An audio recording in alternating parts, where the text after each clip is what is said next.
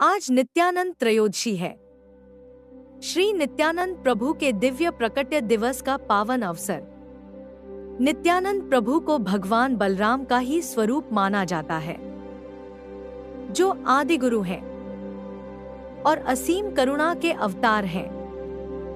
वे एक चक्र धाम में एक सम्मानित ब्राह्मण परिवार में प्रकट हुए और बाद में श्री चैतन्य महाप्रभु के संग सभी के बीच कृष्ण नाम का वितरण करने लगे, खासकर उन लोगों को जिन्हें समाज ने लगभग छोड़ ही दिया था। To really feel who Nityananda Prabhu is, we can look at one powerful incident from his life, the story of Jagai and Madhai. This one's gonna blow your brain. Unlimited mercy. जगई और माधई पैदा से बुरे नहीं थे। वे भी एक अच्छे ब्राह्मण परिवार में जन्मे थे, लेकिन समय के साथ गलत संगति और गलत निर्णयों के कारण वे अपने धार्मिक स्तर से पूरी तरह गिर गए। वे लगातार मदिरापान, हिंसा और पापमय कर्मों के लिए बदनाम थे। लोग उनसे डरते थे। समाज ने मानो यह मान लिया था कि ये दोनों भाई कभी सुधर ही नहीं सकते। एक दिन श्री नित्यानंद प्रभु श्री हरिदास ठाकुर के साथ लोगों से प्रार्थना करने निकले कि वे कृष्ण का पवित्र नाम जपें। उसी समय उनकी नजर जगई और माधई पर पड़ी। आम तौर पर कोई भी ऐसे लोगों से दूर ही रहता, लेकिन नित्यानंद प्रभु ने कुछ अलग ही किया। उन्होंने न तो उनसे घृणा की, न उन्हें तुच्छ समझा। वे सीधे करुणा से भरे हुए हृदय के साथ उनकी ओर बढ़े। नरम और प्यार भरे स्वर में उन्होंने कहा, कृपया कृष्ण का नाम जपो, अपने पापमय आचरण को छोड़ दो और पवित्र नाम की शरण ले लो। लेकिन इस दयालु निवेदन की कद्र करने के बजाय माधई क्रोध से भर गया। नशे की अवस्था में उसने एक मिट्टी का घड़ा उठाया और नित्यानंद प्रभु के सिर पर दे मारा। घड़ा टूट गया और प्रभु के मस्तक से रक्त बहने लगा। Now, pause for a moment and think about this. तुम किसी के पास पूरी निस्वार्थ भावना से जाते हो, उससे कुछ नहीं मांगते, सिर्फ इतना कहते हो कि भगवान का नाम लो, तुमको ही लाभ होगा।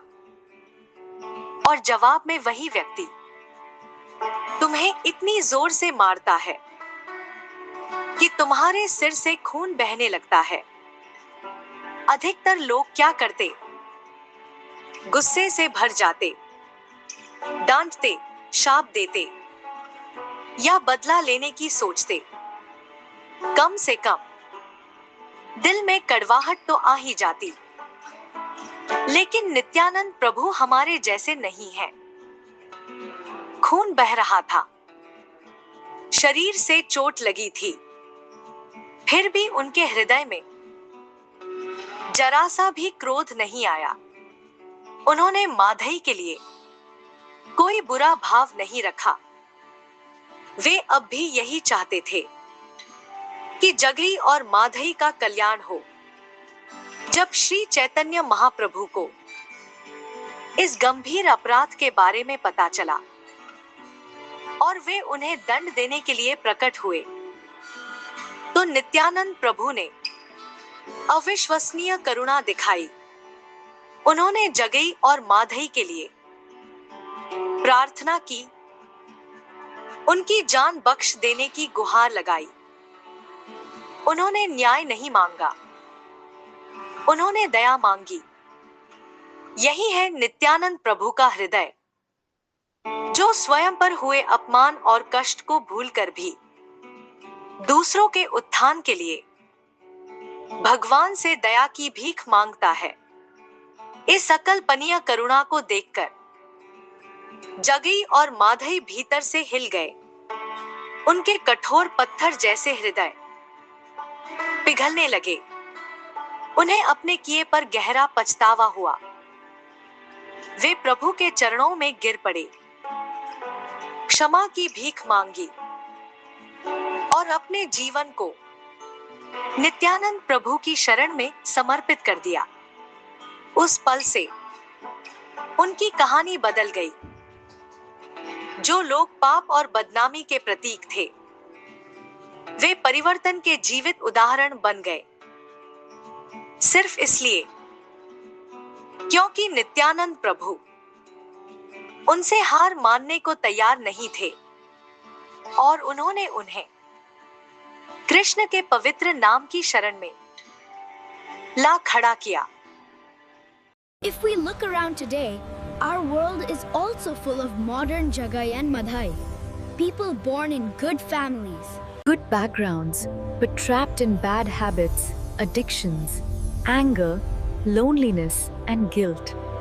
Sometimes that person is someone we know, and sometimes that person is us. Nityanand प्रभु का संदेश हमारे समय के लिए बहुत सीधा है।